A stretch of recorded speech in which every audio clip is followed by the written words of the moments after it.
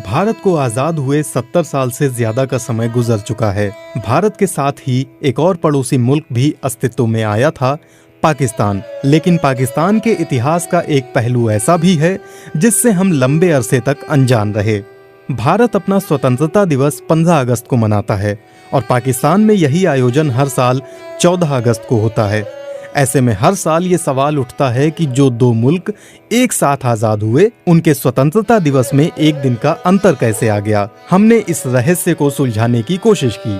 पाकिस्तान में बुजुर्ग बताते हैं कि पाकिस्तान रमजान की 27वीं रात को आजाद हुआ था। वो ये भी बताते हैं कि जिस दिन देश आजाद हुआ उस दिन अलविदा जुमा यानी रमजान के महीने के आखिरी शुक्रवार का दिन था। पाकिस्तान में ये भी बताया जाता है कि उस दिन 14 अगस्त 1947 की तारीख थी और पाकिस्तान अपने साथ आजाद होने वाले भारत से एक दिन बड़ा है। लेकिन जब हम 1947 का कैलेंडर देखते हैं तो पता चलता है कि उस दिन तो गुरुवार था और हिजरी तारीख भी 27 नहीं बल्कि 26 रमजान थी। फिर हम पाकिस्तान के डाक टिकट देखते हैं जो पाकिस्तान की स्वतंत्रता के 11 महीने बाद 9 जुलाई 1948 को जारी हुए थे।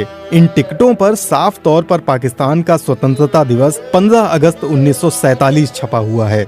फिर हम इस निष्कर्ष पर पहुंचते हैं कि पाकिस्तान का स्वतंत्रता दिवस भी 14 नहीं बल्कि 15 अगस्त 1947 है। तो फिर स्वतंत्रता दिवस की पहली सालगिरह 14 अगस्त 1948 को क्यों मनाई गई? इस तरह दिमाग में एक बार फिर उलझन पैदा होती है कि पाकिस्तान आजाद कब हुआ था, 14 अगस्त 1947 को या फिर 15 अगस्त 1947 को। अगर पाकिस्तान 14 अगस्त 1947 को स्वतंत्र हुआ तो आजादी के 11 महीने बाद प्रकाशित होने वाले डाक टिकटों पर स्वतंत्रता दिवस की तारीख 15 अगस्त क्यों लिखी हुई है? और अगर पाकिस्तान 15 अगस्त 1947 को आजाद हुआ तो वहां आजादी की पहली सालगिरह 15 अगस्त के बजाय 14 अगस्त 1948 को क्यों मनाई गई? और सबसे बढ़कर तो ये कि आज तक सालगिरह 15 के बजाय 14 अगस्त को क्यों मनाई जा रही है।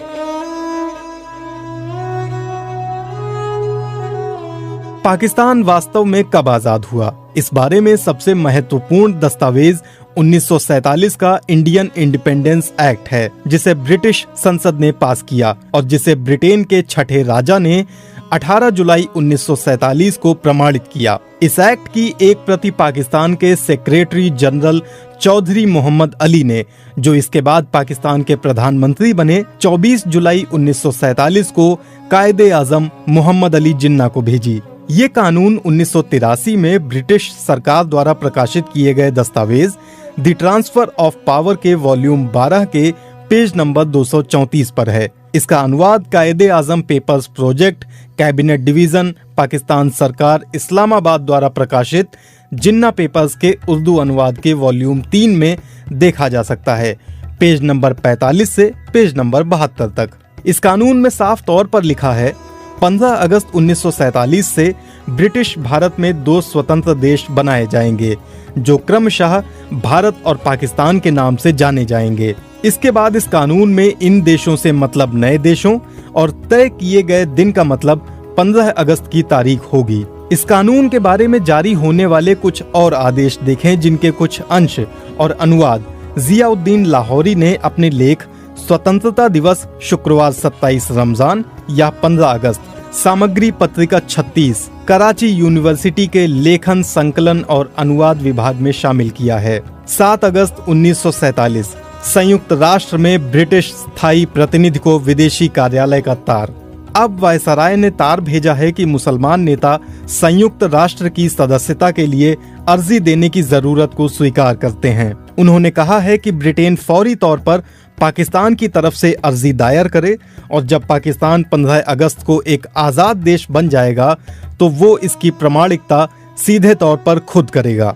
12 अगस्त 1947 भारत और पाकिस्तान की सदस्यता के विशेषाधिकार पर संयुक्त राष्ट्र सचिवालय के ज्ञापन की प्रेस विज्ञप्ति से एक अंश भारतीय स्वतंत्रता एक्ट में है कि अगस्त 1947 की 15 तारीख को भारत में दो स्वतंत्र देश क्रमशः भारत और पाकिस्तान के नाम से स्थापित होंगे, पेज नंबर 685।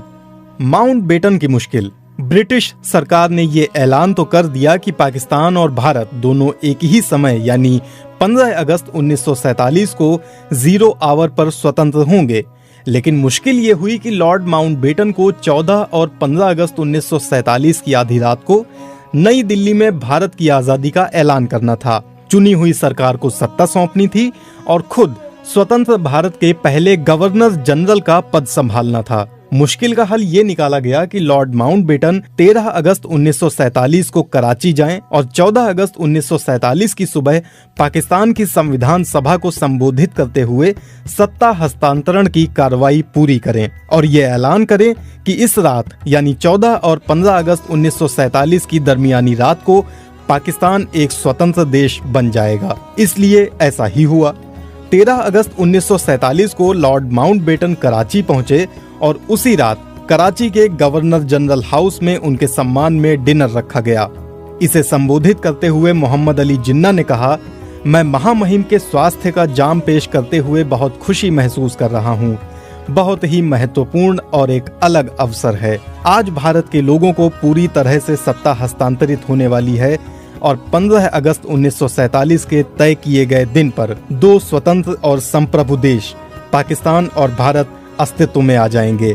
महामहिम की सरकार का ये फैसला उस बुलंद लक्ष्य को प्राप्त करेगा जिसे राष्ट्रमंडल का एकमात्र उद्देश्य घोषित किया गया था। वायसराय का संदेश और आजादी का ऐलान। अगले दिन गुरुवार 14 अगस्त 1947 26 रमजान 1366 हिजरी की सुबह 9 बजे कराची की वर्तमान सिंध असेंबली बिल्डिंग में पाकिस्तान की संविधान सभा का विशेष सत्र शुरू हुआ। सुबह से ही बिल्डिंग के सामने उत्साहित जनता एकत्रित थी।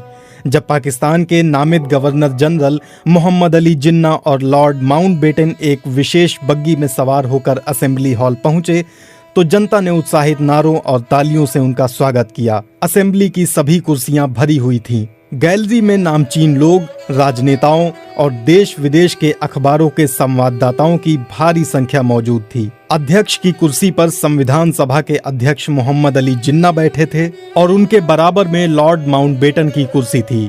दोनों ने जब अपनी अपनी कुर्सी संभाली तो औपचारिक तौर पर कार्रवाई की शुरुआत की गई।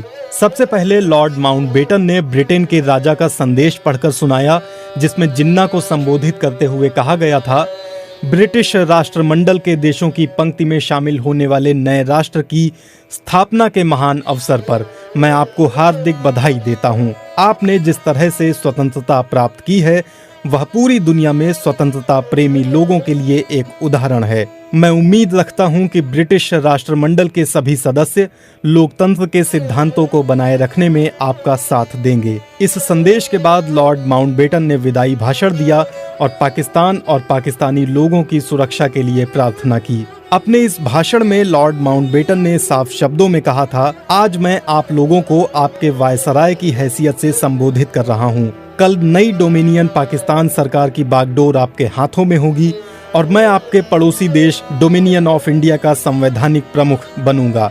दोनों सरकारों के नेताओं ने मुझे संयुक्त रक्षा परिषद का तटस्थ अध्यक्ष बनने के लिए आमंत्रित किया है। ये मेरे लिए एक सम्मान है जिस पर मैं पूरा उतरने की कोशिश करूंगा। कल दो नए संप्रभु राष्ट्र राष्ट्रमंडल में शामिल होंगे। ये नए राष्ट्र नहीं होंगे बल्कि ये एक प्राचीन गौरवपूर्ण सभ्यता के उत्तराधिकारी राष्ट्र हैं। इन पूरी तरह से स्वतंत्र देशों के नेता बड़े मशहूर हैं, दुनिया की नजरों में बहुत सम्मान से देखे जाते हैं। उनके कवियों, दार्शनिकों, वैज्ञानिकों और फौजों ने इंसानियत के लिए न भुलाई जाने वाली सेवाएं की हैं।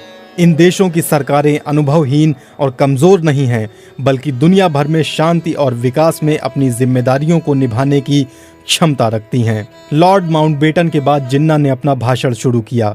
उन्होंने सबसे पहले इंग्लैंड के राजा और वायसराय का धन्यवाद किया और उन्हें आश्वासन दिया कि हमारी पड़ोसियों से बेहतर और दोस्ताना संबंधों की भावना कभी कम नहीं होगी और हम पूरी दुनिया के दोस्त रहेंगे। विधानसभा की कार्यवाही और स्वतंत्रता के ऐलान के बाद मोहम्मद अली जिन्ना लॉर्ड माउंटबेटन के साथ शाही बग्गी में गवर्नर जनरल हाउस वापस हुए। दोपहर 2 बजे लॉर्ड माउंटबेटन नई दिल्ली के लिए रवाना हो गए, जहां उसी रात 12 बजे भारत की आज़ादी के ऐलान के साथ उन्हें भारत के गवर्नर जनरल का पद भी संभालना था। लॉर्ड माउंटबेटन के स्वतंत्रता के ऐलान के अनुसार 14 और 15 अगस्त 1947 की आधी रात को 12 बजे दुनिया के नक्शे पर एक स्वतंत्र और संप्रभु और इस्लामी दुनिया के सबसे बड़े देश की वृद्धि हुई, जिसका नाम पाकिस्तान है। ठीक उसी समय लाहौर और ढाका से पाकिस्तान प्रसारण सेवा से पाकिस्तान की स्वतंत्रता का ऐलान हुआ।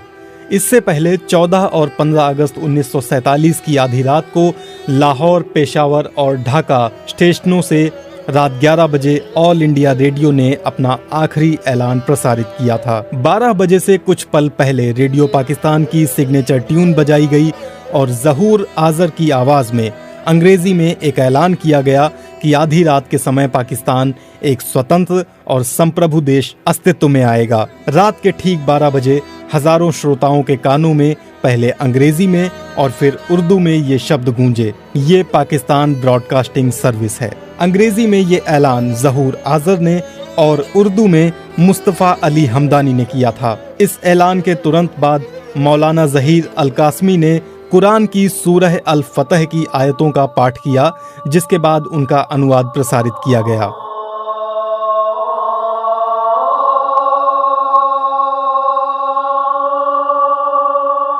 इसके बाद ख्वाजा खुर्शीद अनवर द्वारा बनाई गई एक विशेष रचना प्रसारित की गई। फिर संतो खां और उनके साथियों ने कव्वाली में अल्लामा इकबाल की नज्म साकी नामा के कुछ शेर पेश किए। ये प्रसारण हफीज होशियारपुरी के भाषण के साथ समाप्त हुआ। आधी रात के समय ही रेडियो पाकिस्तान पेशावर से आफ्ताब अहमद बिस्मिल ने उर्दू में और अब्दुल्ला जान मगमूम ने पश्तो में पाकिस्तान की स्थापना का ऐलान किया, जबकि कुरान का पाठ करने का सम्मान कारी फिदा मोहम्मद को मिला। प्रसारण का समापन अहमद नदीम कासमी द्वारा लिखित एक गीत के साथ हुआ, जिसके बोल थे, पाकिस्तान बनाने वाले पाकिस्तान मुबारक हो। उसी समय इस तरह का ऐलान रेडियो पाकिस्तान ढाका से अंग्रेजी में कलीमुल्लाह ने किया, जिसका अनुवाद बंगला भाषा में प्रसारित किया गया था। 15 अगस्त 1947 की सुबह रेडियो पाकिस्तान लाहौर ट्रांसमिशन की शुरुआत सुबह 8 बजे कुरान की सूरा आले इमरान की चुनिंदा आयतों से हुई। कुरान की आयतों के पाठ के बाद अंग्रेजी समाचार की शुरुआत हुई, जिसे न्यूज रीडर नोबी ने पढ़ा। समाचार के बाद ठीक 8:30 बजे जिन्ना की आवाज में एक संदेश सुनवाया गया, जो पहले ही रिकॉर्ड किया गया था। इस भाषण की एक ऑडियो क्लिप YouTube पर उपलब्ध है। जिन्ना के भाषण की शुरुआत इन शब्दों से हुई थी, बहुत ही खुशी और भावनाओं के साथ मैं आपको बधाई देता हूँ। 15 अगस्त स्वतंत्र और संप्रभु पाकिस्तान के जन्म का दिन है। ये मुसलमानों की मंजिल की निशानी है, जिन्होंने पिछले कुछ सालों में अपने वतन को हासिल करने के लिए बहुत बड़ी बड़ी कुर्बानियां दी हैं।